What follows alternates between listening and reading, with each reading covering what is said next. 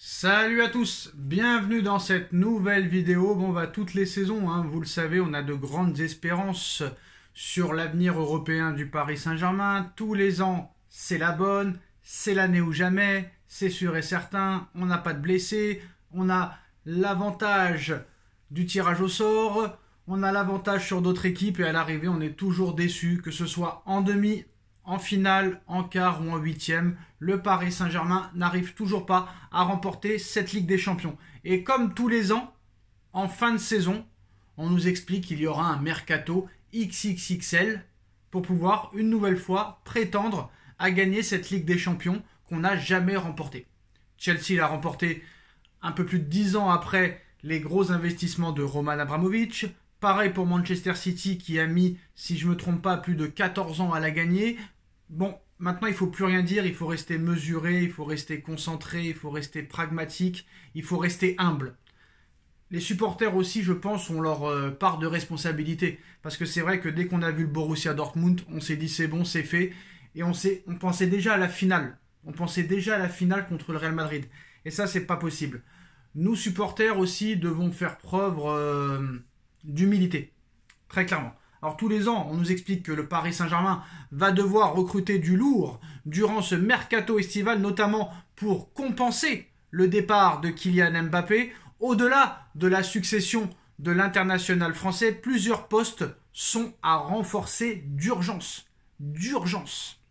Donc la double confrontation face au Borussia Dortmund en demi-finale de Ligue des Champions a mis en lumière quelques limites de l'effectif à la disposition de Luis Enrique au Paris Saint-Germain. Plusieurs postes sont à renforcer avec des joueurs de classe internationale afin de passer un cap.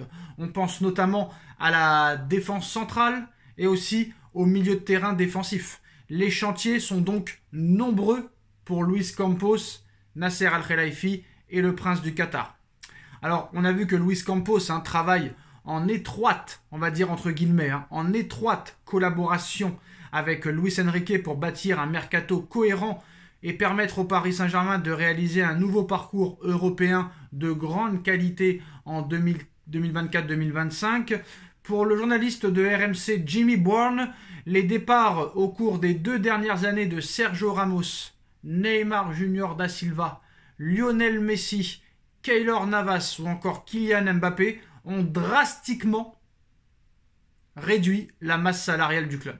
Des économies qui doivent permettre au Qatar d'envoyer du très très lourd sur le marché des transferts cet été pour recruter des top joueurs. Mais qui dit top joueur ne dit pas vieillard.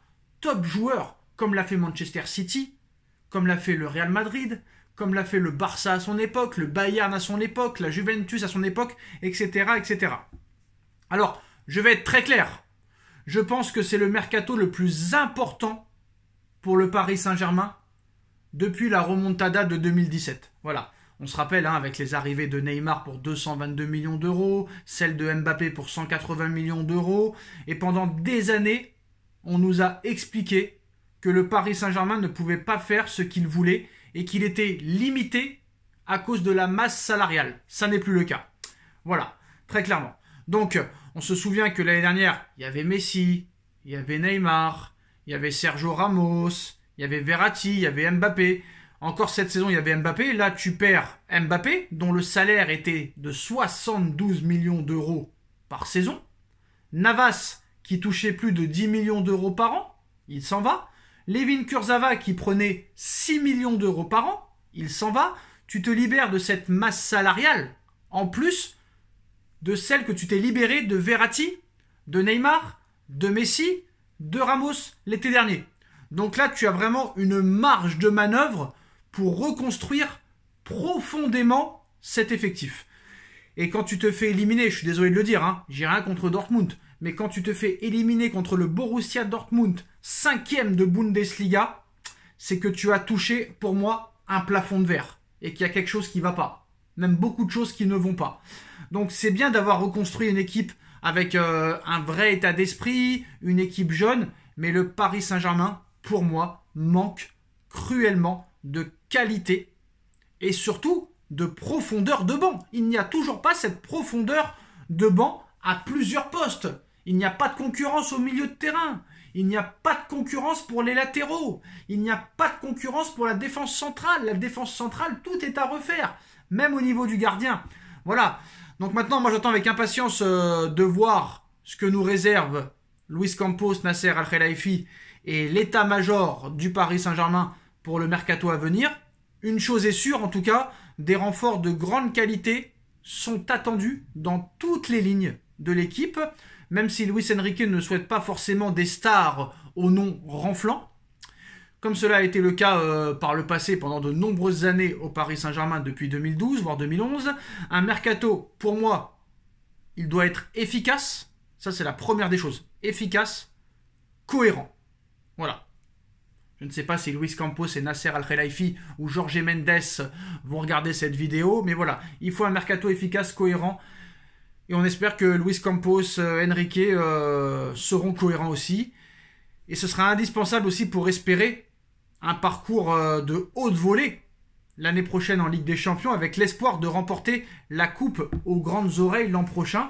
Même si je pense que ça va être compliqué d'avoir un tirage au sort aussi favorable que cette année et avoir une telle chance que tu as eu cette année. Pour moi, vraiment, l'année ou jamais, c'était celle-là.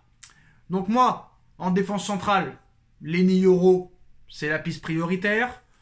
On parle de Alphonso Davies à gauche, vu qu'il n'ira pas au Real Madrid apparemment, mais Alphonso Davies est à 1 an de la fin de son contrat, comme Lenny Yoro, et apparemment les deux joueurs n'iront pas au Real Madrid. Le Real Madrid a d'autres joueurs qui sont un peu moins chers apparemment à ce poste-là.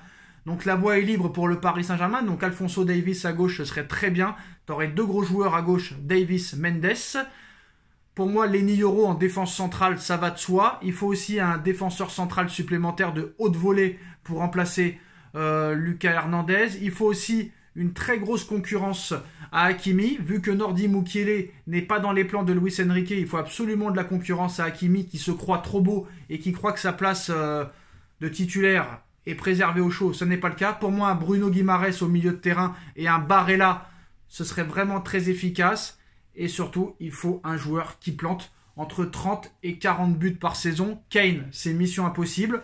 On a vu la conférence de presse il y a quelques jours d'Erling Haaland qui ne ferme aucune porte cet été. Il a déjà marqué l'histoire de Manchester City. Il a déjà tout remporté avec Manchester City. Sa clause est de 150 millions d'euros. Moi, je pense qu'il faut prendre Erling Haaland.